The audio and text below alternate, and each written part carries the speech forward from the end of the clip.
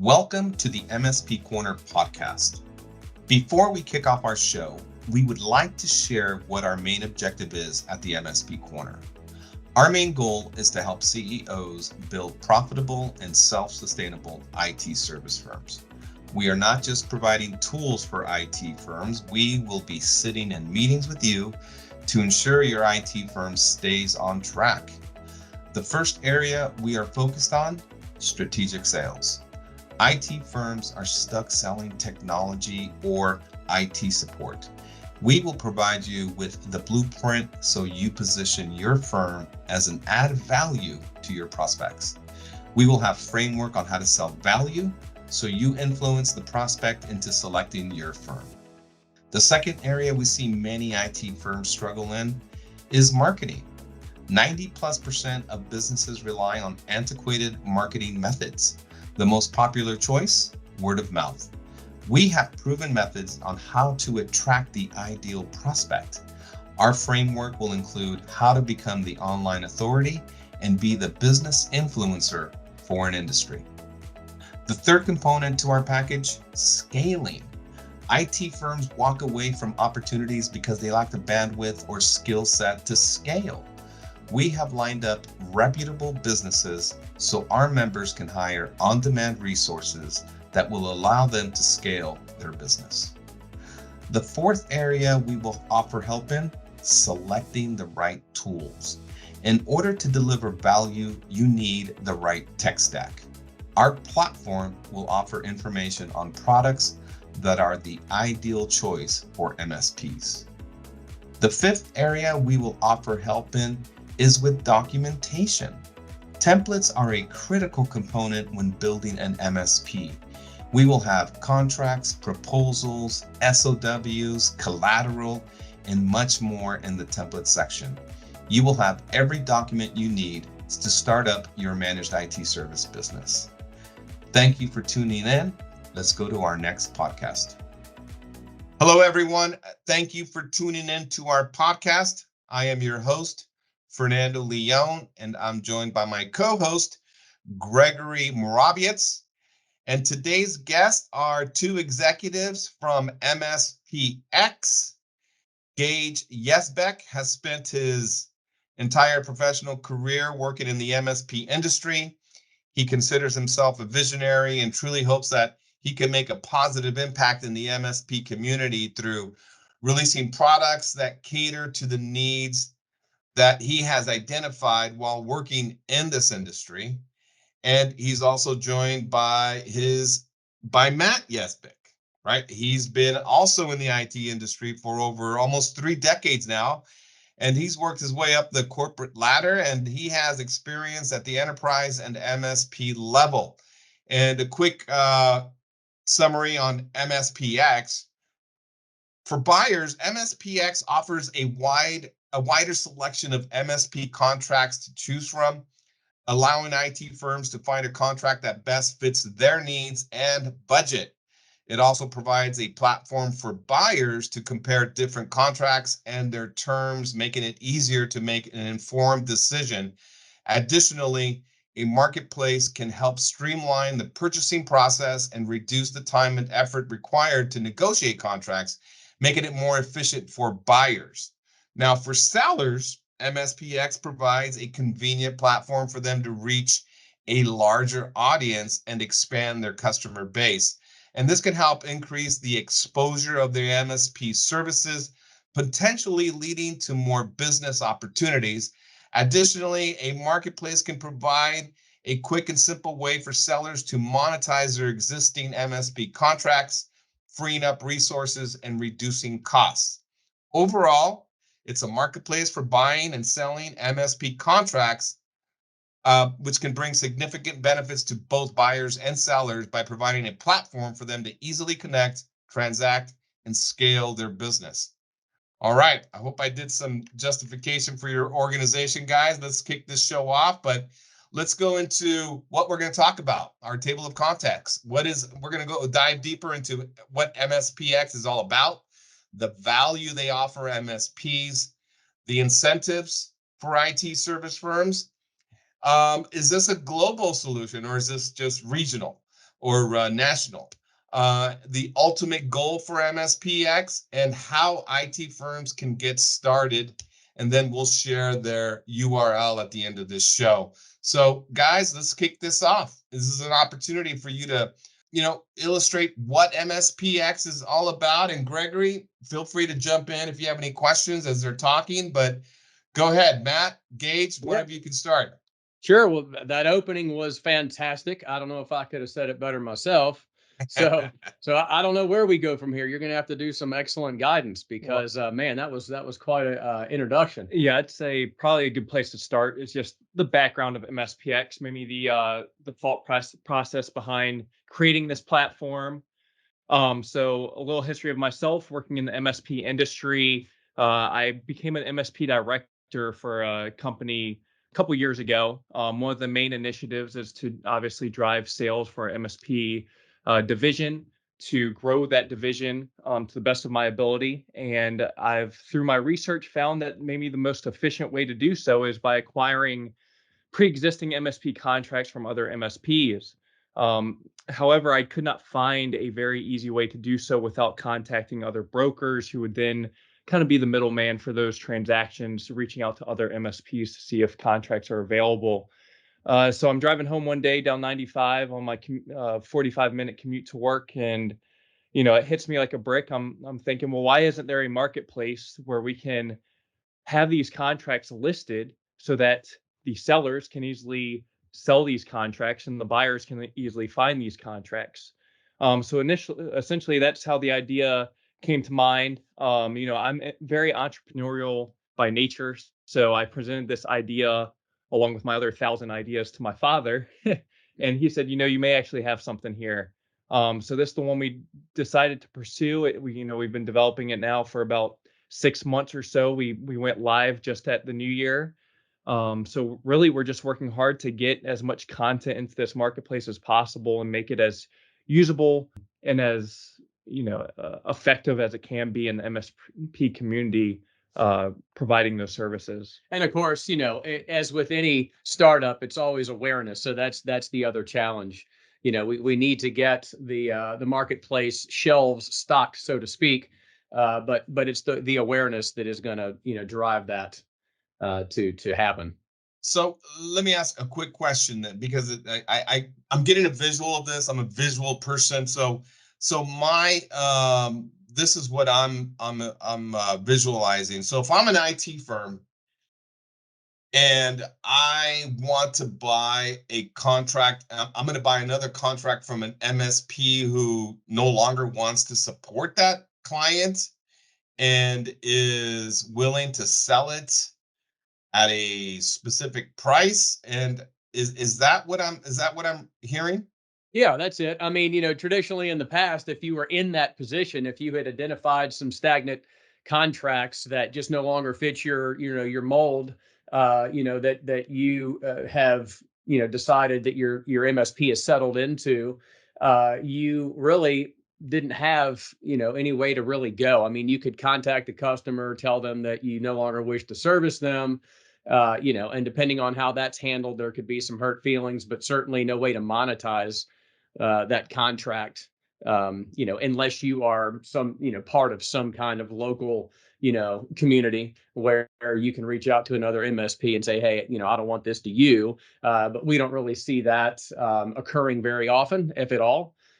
So at this point with the marketplace, now they have a place to go to actually monetize that contract and actually make some revenue off of it, as well as look good to their customer, because now they're not abandoning or firing them, so to speak. They're handing them off to another MSP that will pick up that contract and honor it as written.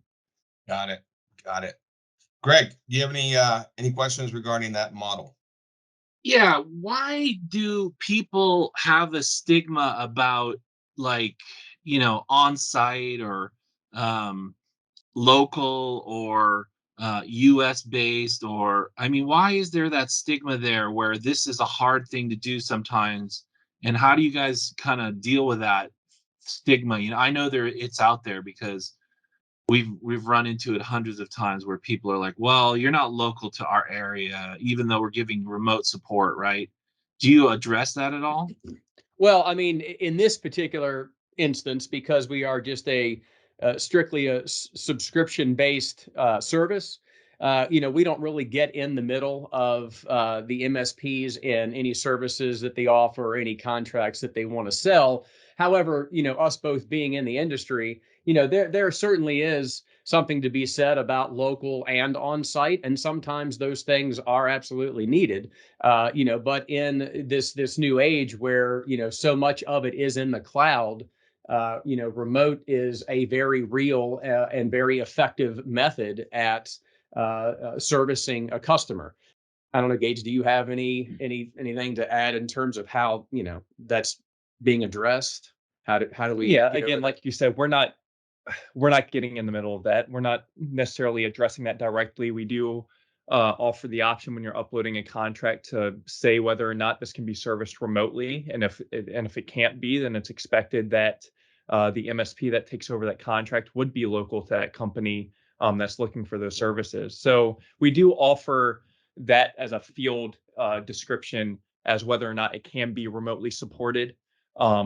Otherwise, it would really be up to, once a buyer is reaching out to the seller, it's really up to them to work out that arrangement and make the transition as smooth as possible for that client. And I would say that if we, if a buyer sees in the posting, the listing of a contract, that remote support, isn't possible or preferred, we have a great search feature within the marketplace that will allow, buyers to hone in on their specific location, by zip code or by town, by state. So they can, drill it down to get notified when contracts are posted that are actually in their area if they choose not to support something more nationally. So I'm starting to visualize this here better and more, and I think that what's going to be very powerful is giving a webinar to our audience, right? At least giving them some visual. Would this provide us? Let's say I went on your website and I'm looking for I'm looking what's available. So would it give me a comprehensive view as to who the client is, the industry, size of it, what the remaining terms are?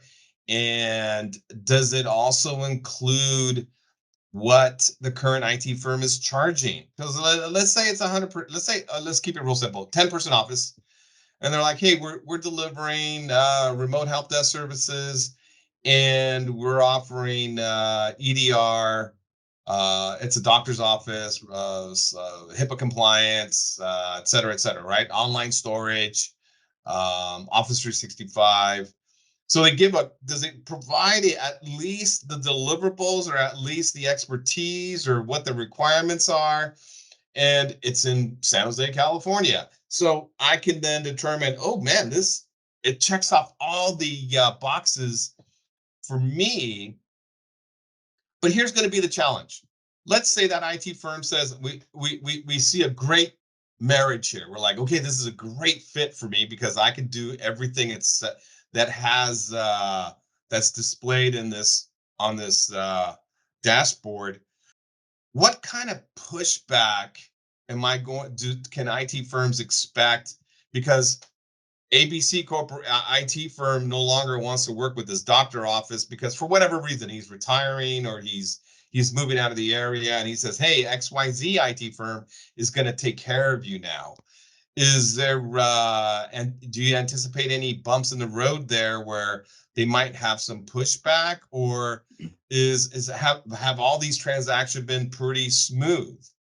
Yeah, so I would say there is some excellent questions in that whole scenario you just laid out. So let me try to knock them down one at a time, starting with the first question you had posed in terms of visibility. So your ability to view the marketplace is going to be driven by the service, the option that you chose at sign up, right? Did you choose the free 90-day peak? where you will have the ability to list contracts and list reseller services and white label services, but you will only have the ability to see the number of contracts that are for sale, but you can't view any of the details. Okay. Now, Okay. if you signed up and you signed up for the annual pro plan, then that gives you full access to list for sale, to list reseller white label services, and to view all of the details of a seller's contract. So with that, And go well, I ahead. was going to say with also we provide fields for the MSPs to enter all the information in as well as uploading any necessary documents. But again, we do advise MSPs to not list any confidential data, such as potentially the client name or client contact, just because that can cause obviously some issues to where if if other MSPs are seeing that information, well, they have no need to reach out to that MSP directly. They could certainly reach out to the customer, say, hey, we're seeing you guys listed for sale here. You know, let's just take you over from there. So it's presenting just enough data for other MSPs to certainly be intrigued without giving any confidential data away for the client either. And I think the biggest thing within the contract form, you are going to see things like the seller's information, the MRR or ARR of that contract, the start date, the end date, all that pertinent information. But one of the key factors, and this addresses one of your later questions about pushback on, say, a doctor's office not wanting to have their contract assumed by somebody else, is something called proof of assignability. So when that initial MSP entered into a contract with the customer and that customer signed that contract, there is going to be a clause in there that states, is this contract transferable, right? Is it something that can be reassigned at will to another MSP? And so we have a space in our contract form that requires you to list or display the proof of assignability. So again, that doesn't have to be giving away any specifics of the client, but it does need to at least be that page or a snippet of that contract that will give proof to the buyer that this contract can actually be transferred. Mm-hmm. And so if that's the case and the customer understood that initially, which I hope they did, read through their contract and see that, then there should be no pushback because it's understood by both parties that contract can be reassigned. Yeah, but something to keep in mind, especially being in the MSP industry, like I have and worked for MSP, it wasn't until a couple of years ago that we ourselves really started to fine tune our MSP contracts and our MSAs to even provide any type of information. So the transferability in the contract clause may not be there. Yeah, especially if there isn't even a contract, right? So if it's verbal, yeah. if it's a So handshake, ultimately, if that is the case, there's nothing keeping that client from potentially saying, we don't like this new MSP. Yeah. We're going to end things here and find us a new one, right? Certainly that's always a possibility. Yeah.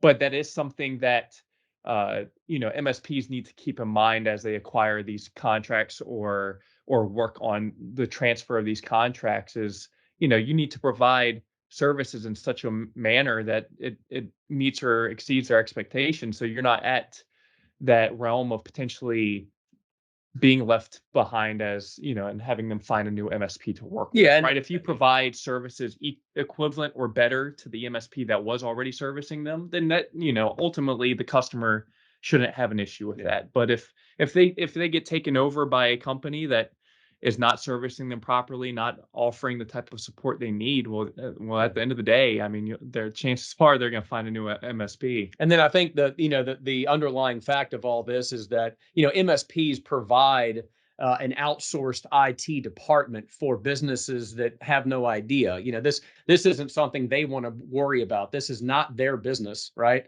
Their business is something else. So the IT thing is a necessity, and they've decided to offload that to another company to handle that piece. so odds are it would have to be a really worst case scenario for a customer to even want to get involved and say, oh no, I actually care, who you transfer it to. I mean, again, the point of an MSP is to be as transparent as possible to that customer and the services they provide their customers, right? We should just be in the background doing that job efficiently, and then the customer's always happy. Yeah. Yeah. Well, it's obvious to me the value you guys have to offer MSPs. I mean, this is a marketplace I think that would attract a lot of MSPs who are either starting off. Do you guys see a lot of MSPs that are just starting off and they want to, add to their portfolio? Or Oh, do you have, absolutely. go Yeah. ahead. No, I was going to say absolutely. I mean, the market, the total, available market for our marketplace, could certainly be, endless in terms of MSPs or MSP brokers, and we can get into that in a minute. But yeah, all the way from the larger, well-established MSPs, all the way down to the guy in his white Sprinter van, that's running around trying to make a living servicing a half a dozen contracts and looking to pick up something better or something in addition to. And it has spread so thin that time is such a commodity. Most small MSPs are time poor, and it's a struggle to be able to continue growing their business, year over year, and seeing increased, customer base. So yeah, I mean, to answer the question, I think it probably speaks more to the SMBs, than maybe the larger scale MSPs. But again, it's open to all. Yep. That's great. That's great. I mean, this is a great uh, business model for, I think even established IT firms who have struggles with marketing. I mean, that's if you guys, I don't know how long, if any of you have been involved with marketing, but that's the biggest struggle with a lot of IT firms is generating or attracting opportunities, and your marketplace gives them an opportunity to just, okay, am I going to invest $50,000 a year on marketing, or am I going to spend, I don't know how much your some of these contracts go for, but gives them some options. And that's what we want to do on our platform, the MSP Corner platform, which Gregory and I are building, and we hope to launch this quarter, is that we want to line them up with resources like you guys, because these guys need help. They deliver, a value add to their clients, but they need help building their business, marketing Yeah. themselves, selling Yeah. value. And your marketplace offers it's a great, you guys are providing some value here that Yeah, and I think what we're all trying to do here is build a community, right? An yeah, MSP-based community where the industry can thrive, by joining together, in no matter how large or small, things like the MSP Corner, MSPX. I mean, we're trying to create again a community where MSPs can lean on one another and grow together, right? Because it's like the old adage that a rising tide floats all boats, yeah, and yeah, and that's very true, especially in this industry. yeah, yeah. Awesome, awesome. Well, what's the incentive for MSPs? Can you guys give a little insight on that? Right. I mean, there's we see the value is so obvious. What's the incentive for these MSPs to jump on your platform here? Well, again, I mean, as previously stated, I would say that one big one is certainly to build a community, right? But as I'd also said, we find that especially on the SMB side, that MSPs are time poor. So anywhere that you can go to try to drum up business for your company, and do that as efficiently as possible, is certainly a net positive, right? Yep. So the incentive is, as an MSP salesperson, you're cold calling, you're cold knocking, you're doing what you can to try to drum up business. You're revisiting your current contracts and seeing where you can possibly, increase those with additional services. But again, MSP becomes a marketplace where MSPs can then go and say, well, hey, let me see if there's anything on the marketplace currently that I might be able to benefit from. And again, whether that's a contract for sale, a reseller service that some other MSP offers, a white label service, even a referral. If a referral comes in that an MSP has and it's in an entirely different state, they can put that up on the marketplace, ask a nominal referral fee. And that's just another way that this community we're building can benefit from one another. Do you guys get any insight on the organizations that are selling these contracts? Are these guys that are getting ready to retire? Are they handing off? Are they selling problem children? Right? Is the account a problem child? Right. And I think every MSP can relate to that, right? I'm sure every MSP has that problem child, or they have a customer that they have supported for a long time.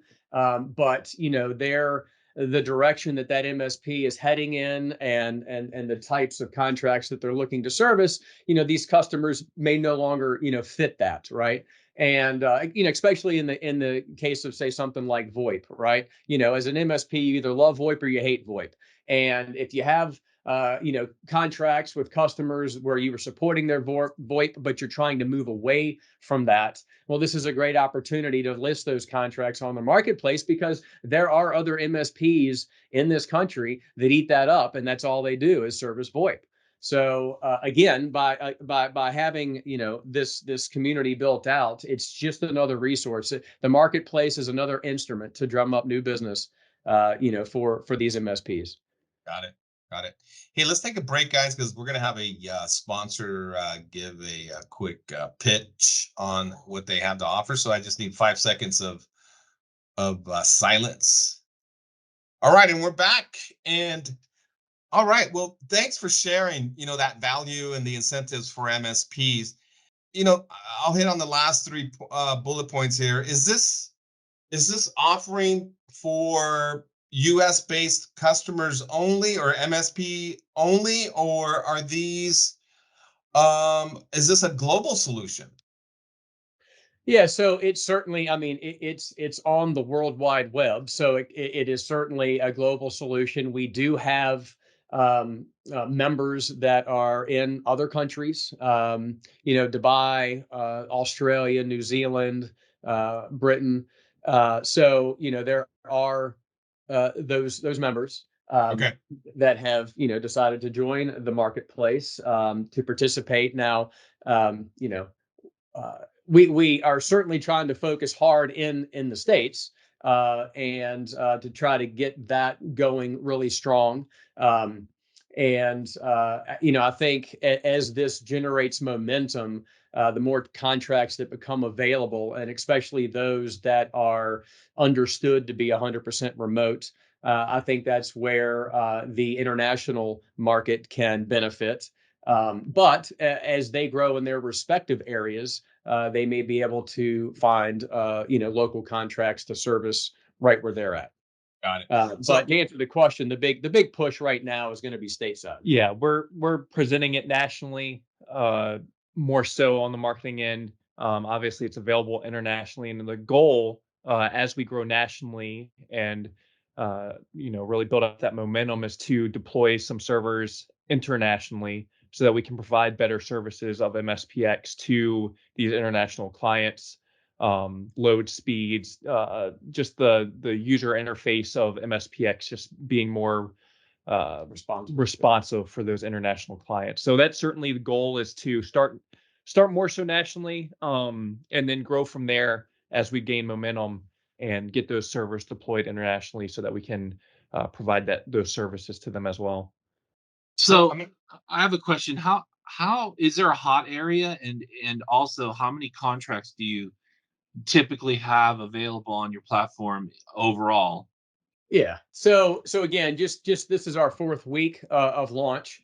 Sure. And so we are seeing about a dozen signups a week is what we have been trending. And they've been from all over the country, so different states. Um, I guess if I had to take a guess, it would seem like it's more East Coast heavy, which is fine. We're in Richmond, Virginia, so I'm certainly doing a lot of footwork and phone work in my region, but been seeing signups from all around the country. And in terms of contracts, so that really is the biggest thing, because we have people that are signing up, and it seems like the large majority, what they're looking for are contracts to buy. And we anticipated that challenge. And so what we are doing to try to get again contracts into the marketplace is not only are we trying to bring this to as many MSPs awareness as we can, but we are reaching out and communicating with MSP brokers. So what we see with MSP brokers, those that are involved in mergers and acquisitions of MSPs, is that often they will be confronted with a scenario where they are an intermediary and they're representing, let's say, the seller, right? And the seller has 100 contracts that they are looking to sell as assets, as part of their business. So the MSP broker tries to line up a buyer. And let's say in this scenario, they do that, but the buyer only wants 94 of these contracts, right? For whatever reason, again, those 6 just may not fit their current business model, right? So in the past, there really was no good way for that broker to handle that situation other than to tell the seller, hey, you're going to have to eat the revenue on these 6 contracts, or I can continue to look for another buyer who will accept everything. Well, at this point, with our marketplace now, that MSP broker can go back to the seller and say, hey, you need to go to the marketplace and try to unload these and monetize them on the marketplace, prior to the sale, so that you don't lose that revenue on these contracts that the buyer doesn't want. Or better yet, as a service, an additional service that the MSP broker can offer that seller. They could say, hey, well, I'll go ahead and monetize them for you on the marketplace, and immediately following closing or the of the merger or acquisition, to prevent the buyer from going elsewhere. So the MSP broker can actually list contracts on behalf of the seller and help to expedite the closing of that deal. And again, it allows that seller to actually make revenue off of those unwanted contracts. So with that being said, we are communicating with brokers because they are confronted with these scenarios frequently, and we see that as an area to quickly get contracts into the marketplace. Great. I love it. I love it. That was a great illustration of how just the value you're bringing. And that was who said that, Matt or Gage? That was Matt. I'll take credit though. Matt, all right, Matt, you just hit a home run there, bro. Well, thank you. I love it. I love it. I mean, that's just music to my ears, because you guys are who's been if you've been I've been in the MSP industry for over 2 decades, so we already know how difficult it is to get a contract, and your marketplace is going to be seen by many as, hey, this is great, this is good stuff. This is going to go out to thousands of CEOs of MSPs, this podcast. So man, we hope we get you guys some traffic there. I'm gonna want to have a webinar in the future, and and we'll want to, but we'll talk about that after this podcast. So I don't want to be talking too much about us, more about you guys. But is this going to present opportunities for other firms, such as, let's say, MSPs like to, IT firms like to say they're MSPs, but they're sometimes they are a little, well, let's just say the break fix. There's no value in the break fix contracts. Are those type of contracts are they going to be on display, or are you guys just accepting MSP contracts? That's a tough one.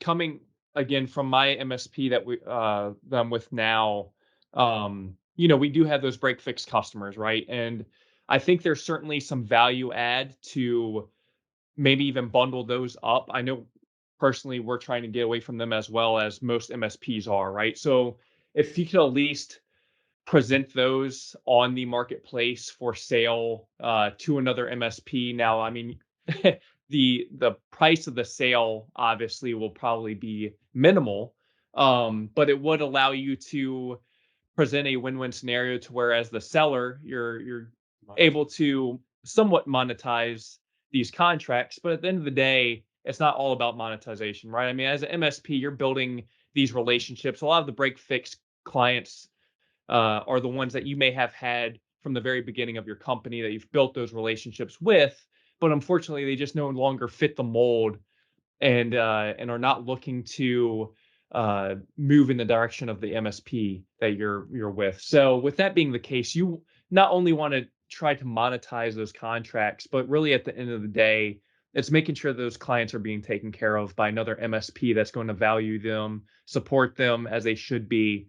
And hopefully that MSP has a better model to where maybe they're able to get on a monthly contract with them, whereas maybe it didn't work out with your firm. So, again, at the end of the day, I know we speak a lot about monetization of the contracts, but being an MSP, you really do build those relationships with your clients to where you want to make sure they're in a win-win scenario as well, right? You want to make sure they're being taken care of and not just handed off for money, essentially. So, Yeah, right. so Yeah. again, Yep.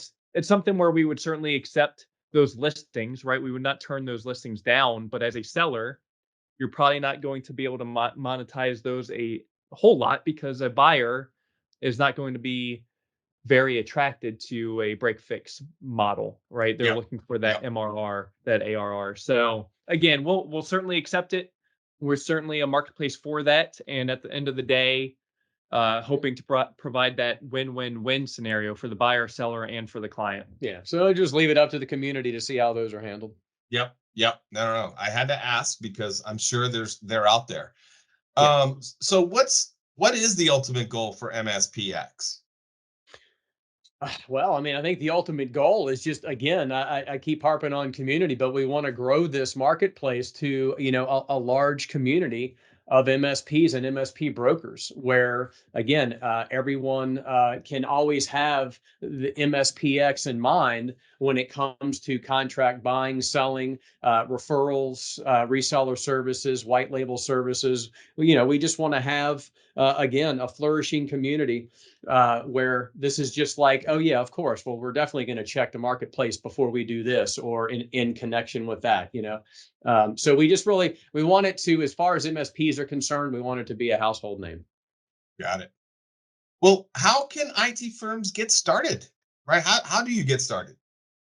Yeah, so right now, with us only being about a month old, we are offering pretty heavily discounted promo codes for any newcomers onto the site. So if MSPs have anything to list or offer, we do have a promo code, contracts 12 for 12, where they can get onto the pro plan for free to list any services or contracts that they may have for sale.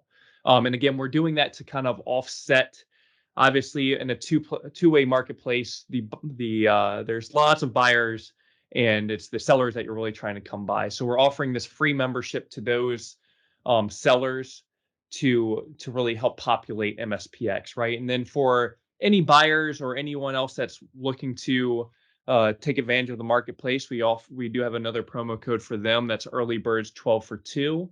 And that's for the pro plan as well. So when you're signing up for that pro annual plan, just make sure you use those promo codes. And again, we're just trying to raise as much awareness as we can. Being the first to market on this, I wasn't able to find any other platform that provided this type of service. So it's anything that's new like that, it's just really trying to raise awareness as much as possible. We're taking any revenue that we're making right now is just going directly back into marketing, directly back into MSPX, trying to grow awareness, and really just trying to grow the platform to be as useful as possible, right? Yeah. So we're pouring everything into this, trying to make it as beneficial as possible. Yeah, so we're again just trying as hard as we can to get it off the ground, and the industry will speak. I mean, we'll know. I would imagine through the course of this year, how well it's received, and we just have to get that awareness out, though, right? Because if we're going to be listening to the industry, to the MSP community, we just need to know that we're hearing the loudest voice from the most amount of MSPs, right? We don't want to listen to 12 MSPs that decide it's not for them. We want to hear the large majority of the community, and again, that will be self-evident through memberships and subscriptions. Yep. All right, I've hit on all my bullet points. You guys want to share any last thoughts? Gregory, any last questions? Or are you Yeah, good? I mean, we are in the same boat as you a little bit here with MSP Corner. We need to analyze the popularity of the podcasts and of the content that we produce. And the more stuff people click on, that's the direction we need to flow towards, right? Because we're not going to go after stuff that no one's clicking on, right? There's zero clicks. Exactly. Right. Yeah, And there's we zero have other clicks. ideas. Yeah. We have other ideas that we want to add into this marketplace. And those are certainly, percolating. But like you say, we want to go where we feel like the industry is moving us. And we just need to be very plugged in and cognizant of that. Yeah, and that's what we're trying to do as well. We're trying to make it so that, things like your ideas and other products, other services are showcased to as many people as we can. We have almost 2,000 Facebook members and more, 7,000 CEOs and some newsletters and stuff. So yeah, so we just want to make sure that you get as much exposure as possible and that people are giving you as good as feedback as you can get so that you can go in the right direction. Yeah, and we absolutely reciprocate that sentiment, for you guys as well. And like I'd said earlier, a rising tide will float all boats. So, hopefully it's a lift as you climb, right? So Yep. we want to bring everyone up with us, and just try to create a strong community. Great. All right, guys. Well, any more thoughts or before we close this out? Yeah, I mean, nothing for me. I mean, it's been very thorough. It's been enjoyable, and again, we're very thankful for the opportunity. Yeah, I just want to extend the thanks for that. Again, just trying to raise awareness, and this is a great way to do so. So I do greatly appreciate you reaching out and getting us on here, and hopefully we'll be back and perform some webinars for your audience and just see where this goes. Awesome. All right, guys. Well, let's close this out. And to the audience, thank you for listening. Don't forget to sign up to be a member on the mspcorner.com. Please share our link with a CEO or a business owner of an IT service firm who will find our information beneficial to their business. All right. Thank you for listening. And don't forget to sign up to be a member on www.mspcorner.com. Please share our link with a CEO who will find our information beneficial to their business. Have an awesome day.